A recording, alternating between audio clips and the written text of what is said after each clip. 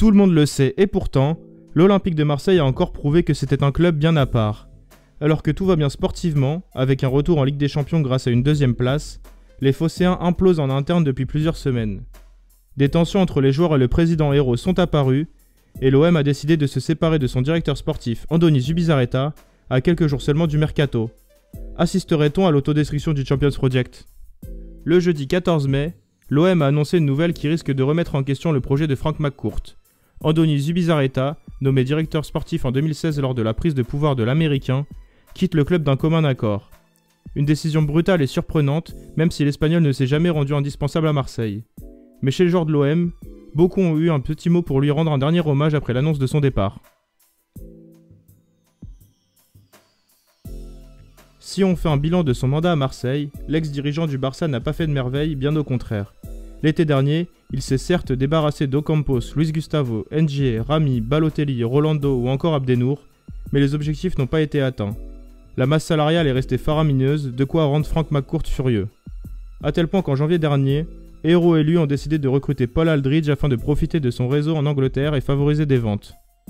À l'été 2018 déjà, Zubizarreta avait beaucoup déçu en ne vendant qu'un joueur, Zambo Anguissa à Fulham, après une finale de Ligue Europa. Au rayon des arrivées aussi, Zubizarreta a accumulé beaucoup d'échecs comme Kevin Strootman, mais surtout Kostas Mitroglou. Deux joueurs qui pèsent encore énormément dans les finances désastreuses de l'OM. Mais depuis le départ de Rudy Garcia l'été dernier, l'ancien du Barça a retrouvé du flair, à l'image des bonnes recrues Alvaro, Dario Benedetto ou Valentin Rongier. Concernant Alvaro, c'est d'ailleurs la seule et unique fois où il a fait marcher son réseau espagnol. Et que dire de l'arrivée d'André Villas-Boas à la tête de l'OM? L'entraîneur portugais a d'ailleurs maintenu son supérieur en vie à plusieurs reprises, notamment lors du dernier mercato hivernal.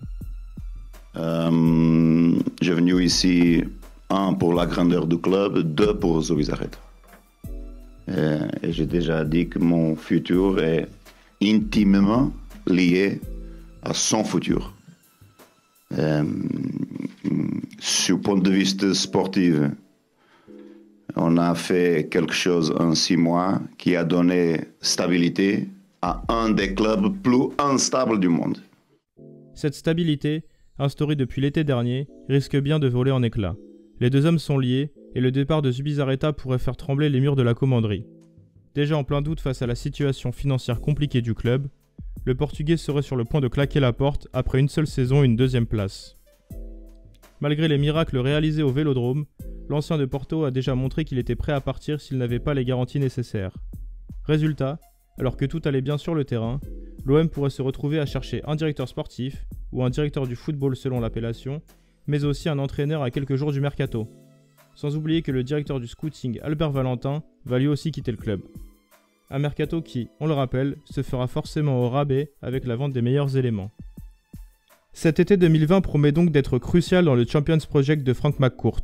Jacques-Henri Hérault, qui essuie des centaines de messages de haine depuis l'annonce du départ de Zubizarreta, est dans le collimateur des supporters et les prochains jours seront très importants. Alors que l'OM cherche désormais un directeur du football, les rumeurs de vente du club risquent de s'accélérer. Et pour Fabrice Abriel, un ancien de la maison OM, ces départs successifs ne sont pas anodins. Al-Walid Ben Talal, le milliardaire saoudien au cœur des rumeurs de rachat, va-t-il profiter de ce chaos naissant pour récupérer l'OM? Réponse dans les prochaines semaines. Merci à tous de nous avoir regardés, n'hésitez pas à liker, commenter, partager cette vidéo, et à bientôt sur Made in Foot.